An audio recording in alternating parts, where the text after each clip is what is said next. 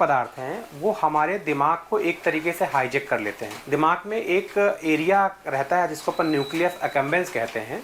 मतलब कोई भी काम हम करते हैं और हमको अगर आनंद की प्राप्ति होती है तो उसका कारण है वो न्यूक्लियस अकम्बेंस का एरिया। यह नशा करना चालू करता है, लाइक दोस्तों के दबाव, दिमाग में उसके वो जो खुश करने वाला एरिया है, आनंद का एरिया, वो एक्टिवेट हो जाता है, उसको अच्छा लगता है। तो जब उसको अच्छा लगता है तो उस व्यक्ति में वो प्रवृत्ति बढ़ती है कि वो उस चीज को दोबारा करे। पर कुछ समय बाद अगर हम चाहें कि हम इस पदार्थ को नहीं खाएं, अगर मुझे डायबिटीज होगा तो मैं मिठाई छोड़ दिया, मुझे लगता है कि मैं नशा अब नहीं करूं, मेरे पास पैसे नहीं है या कोई अन्य कारण है मैं नशा नहीं करूं, तो शरीर में इस तरीके से परिवर्तन होने लगते हैं कि हमको नींद नहीं आती है, बेचैनी होती है, घबराहट होती है।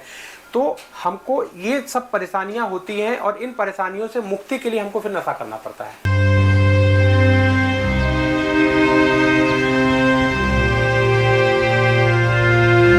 कोरेक्स और ये जो दवाइयां हैं इनका नशा अभी अपने समाज में अभी बहुत तेजी से बढ़ा है। उसका मुख्य कारण ये है कि जो ये दवाइयां होती हैं, ये जो भी केमिकल इनको बहुत ही एक्सट्रैक्ट करके बहुत ही प्योर फॉर्म में ये चीजें होती हैं, वो बहुत ही स्ट्रॉन्ग इनको अपन बोलते हैं सब्सटेंस नशा के लिए। जैसे कि मैं बताऊं सिंपल सी बात, अगर आप शराब का सेवन लगातार करते हैं कई महीनों तक, कई वर्षों तक, तब जाके उसकी लत लगती है कि आप अगर वो शराब नहीं पियेंगे तो आपको बेचैनी, घबराहट होना, नींद नहीं होना है। आप लगातार पियेंगे चाहे महीने, 8 महीने, साल भर, तब जाके होता है। परंतु जो ये कोरेक्स और ये पदार्थ हैं, इन पदार्थों का अगर आपने नशा मुश्किल से हफ्ते भर भी पी लिया, नशा कर लिया, तो फिर इनसे छुटकारा पाना बहुत ही कठिन हो जाता है। जैसे आप इनको बंद करेंगे वैसे ही आपको शरीर में कष्ट होने लगेगा, तो आपको फिर मजबूरी में पीना पड़ेगा।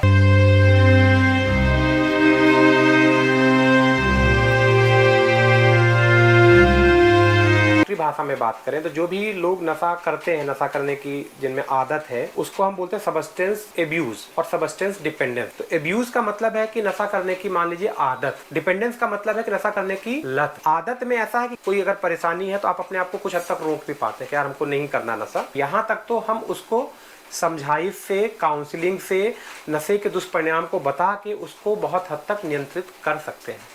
लेकिन अगर किसी व्यक्ति में नशे की आदत से बढ़ के नशे की लत हो जाती है तो ऐसे मरीजों में सर्किट्स, न्यूरोनल सर्किट्स हैं, वो डिस्टर्ब हो जाते हैं। तो जब वो सर्किट डिस्टर्ब हो गया है तो ऐसी स्थिति में वो बिना नशे के रह ही नहीं सकता है।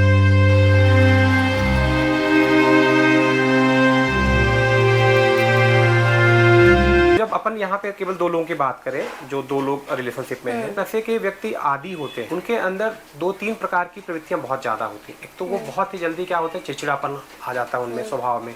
तो सामान्य नॉर्मल बातचीत के दौरान ही वो गुस्से में आ जाते हैं। कई बार आपस में मारपीट भी हो जाती है, तो उनकी नींद अच्छी नहीं हो पाती, तो उनके सिर में हमेशा तनाव बना रहता है, उदासी बनी रहती है। तो ये एक कारण है कि आपके जो रिश्ते में जो एक वार्मनेस होनी चाहिए वो वार्मनेस नहीं रहती है। तीसरा, ये नशीले पदार्थ कई बार आपके दिमाग में कुछ तरह के व्यवहारिक परिवर्तन भी लाते हैं। शंका करने की प्रवृत्ति बहुत ज्यादा बढ़ जाती है ऐसे लोगों में। पैसे की आवश्यकता बनी रहती है तो पैसे को लेकर खींचातानी होती रहती है। तो जब भी तीव्र ऐसी इच्छा रहती है उनको नशा, तो वो ऐसे व्यक्ति काफी हिंसक हो जाते हैं। तो ये मुख्य कारण है कि रिलेशनशिप में चीजें खराब होती है, वैवाहिक जीवन भी खराब रहता है जो लोग नशे की लत से ग्रसित है। जितने भी प्रकार के नशे हैं उन सब में किसी न किसी स्तर की नपुंसकता या जिसको अपन पौरुष बोले, उस सब में कमी आती है।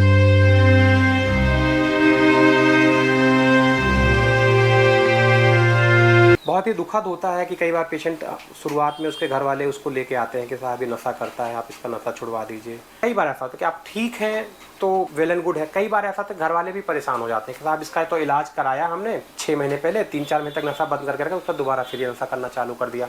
तो इसमें घर वालों का रोल बड़ा महत्वपूर्ण रहता है कि वो जो व्यक्ति नशे की लत से ग्रसित है ना, वो तो उसके दिमाग में ऐसे परिवर्तन हो चुके हैं कि वो अपने आप में उसका कंट्रोल खत्म हो गया है। पर जब वो रिलैप्स होता है, जब भी वो दोबारा नशे की करने की प्रवृत्ति आती है, तो उसको अपने को वहाँ पे ध्यान देना है और फिर से उसको उपचार देना है, उसका सहयोग करना, उसका सपोर्ट करना है। और मेरी जान पहचान में कम से कम तो नहीं तो 6-7 व्यक्ति हैं जिनको मैं जानता हूं, जो मेरे सामने कॉलेज में पढ़ने वाले बच्चे थे, नशे करने की प्रवृत्ति थी, दवाइयां दिया, उपचार दिया, कुछ हद तक ठीक रहे, 2-2 साल ठीक रहे, 3-3 साल ठीक रहे, मैरिज हो गई, जिम्मेदारियां ले रहे, तो दोबारा किन्हीं कारणों से उन्होंने नशा दोबारा चालू कर दिया।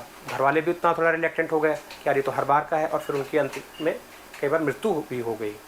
अपने इर्द गिर्द देखिए और सोचिए, आपके बीच भी ऐसे लोग हैं जिनकी जिंदगी कफ सिरप के धीमे जहर से खत्म हो रही है। अगर आपके पास इस मामले में कोई जानकारी है या अपने आसपास की कोई कहानी साझा करना चाहते हैं तो हमें कमेंट या मेल कर बताइए।